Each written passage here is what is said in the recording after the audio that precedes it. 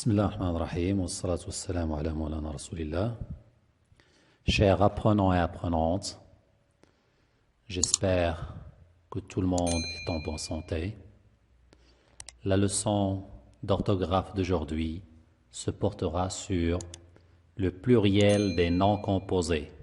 Les objectifs de la leçon: identifier des noms composés, écrire correctement des noms composés au pluriel. Observation et découverte. Il faut être très prudent au rond-point.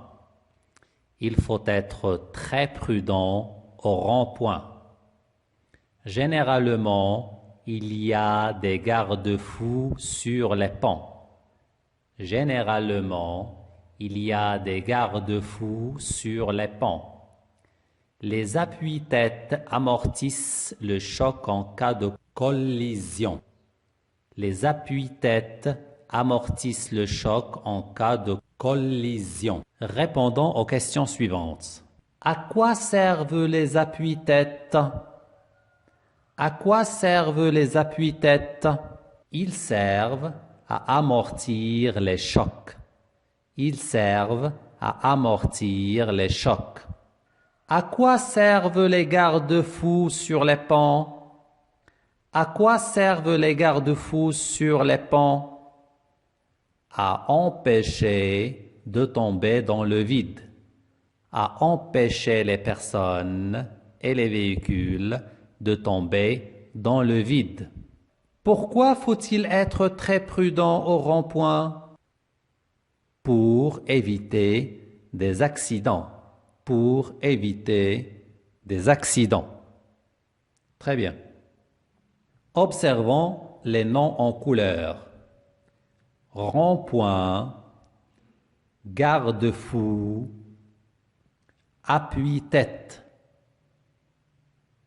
De combien de mots sont-ils formés? Ils sont formés de 2 mots. Ils sont formés de 2 mots. Quelle est la nature des mots qui forment chaque nom? Pour le premier nom composé rond-point, il est formé de rond, adjectif, plus point, nom. Garde-fou, garde, c'est le verbe garder. Fou est un nom. Appuie-tête, appui, un appui, c'est un nom. Une tête, c'est aussi un nom. Donc on a adjectif plus nom, verbe plus nom et nom plus nom. Très bien. Alors portons les mots cités précédemment dans un tableau. Ils sont tous au pluriel. Les ronds-points, les garde-fous, les appuis-têtes. Cherchons ensemble leur singulier.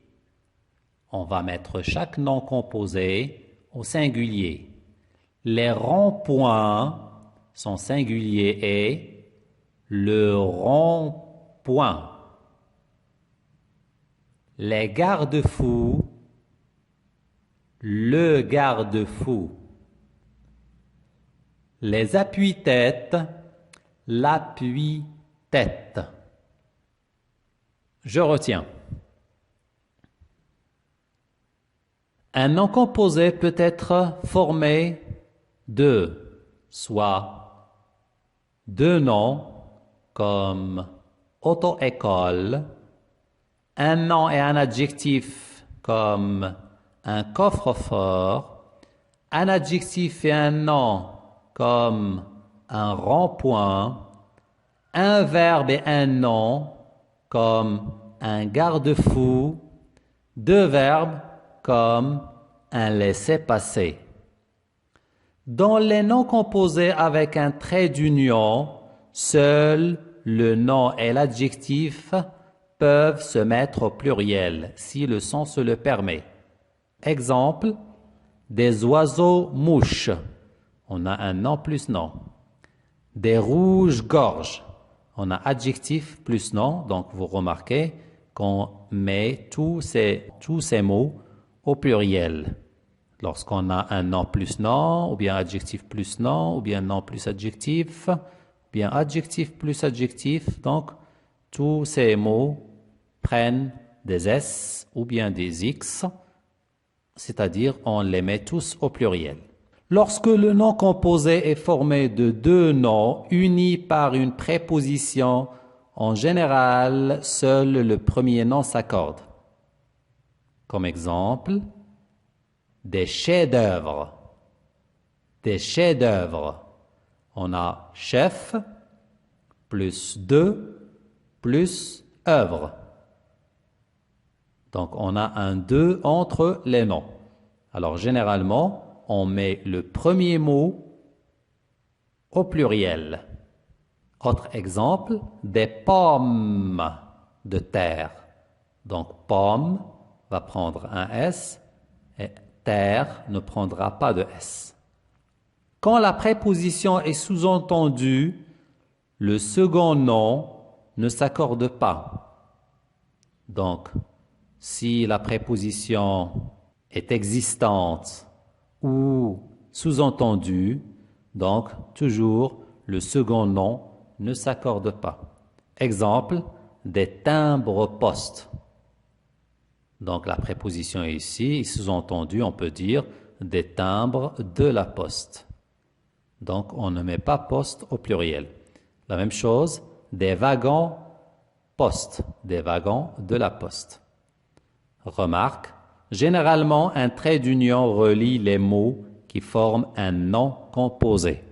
Donc on trouve généralement un trait d'union entre les mots d'un nom composé.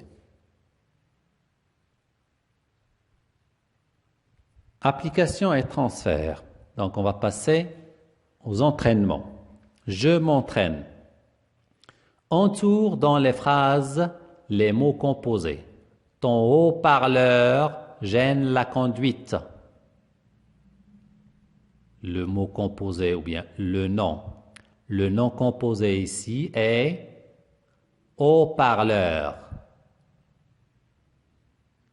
L'essuie-glace est indispensable quand il pleut. Le nom composé est essuie-glace.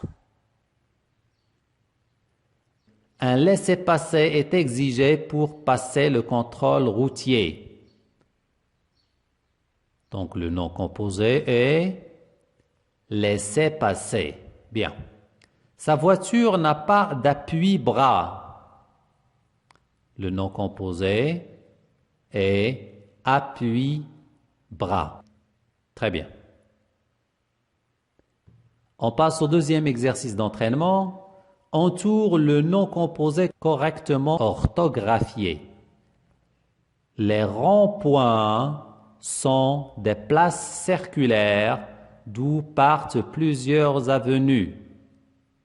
Donc on va entourer les ronds-points, le deuxième nom composé. Pourquoi? Parce qu'on a rond est un adjectif et point est un nom. Donc tous les deux, ils vont prendre un S. Certaines voitures ne disposent pas de repose-tête. Le nom composé correctement orthographié ici est repose-tête, le premier. Parce qu'on a repose, c'est le verbe reposer, et on a repose de la tête. Donc, on a une préposition sous-entendue, donc on va pas mettre S à tête. Les pare-brises des voitures doivent être très propres. Pare-brise. Par, c'est le verbe parer, c'est-à-dire préserver, prémunir. Brise veut dire le vent. Donc, pare-brise est un est une vitre qui se place généralement en avant d'un véhicule pour nous préserver de la brise, du vent. Donc, on va prendre la première, les parts pareilles de la brise. Donc, par, c'est un verbe, on a une préposition sous-entendue, donc brise ne va pas prendre un S, donc pare-brise. Certaines voitures ont des pare-chocs. Par, c'est le verbe pareil, donc on va prendre la deuxième, choc, pareil des chocs.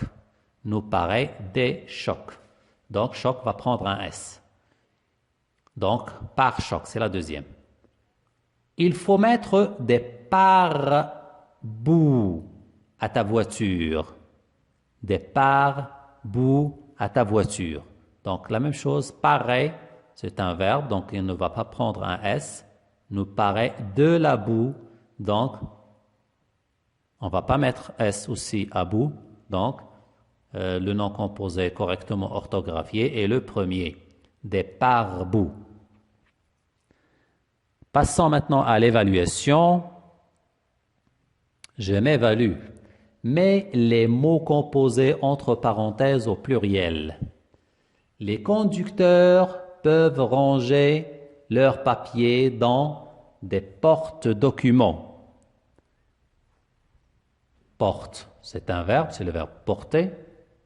Porter, plusieurs documents, donc on va mettre S à document. Porte-document. Il faut laisser une distance normale quand on est derrière les portes auto. La même chose, porte c'est le verbe porter, il ne va pas prendre de S. Auto, plusieurs autos, donc les portes auto. Auto va prendre un S. Les porte-chars ont la priorité sur les voies de circulation.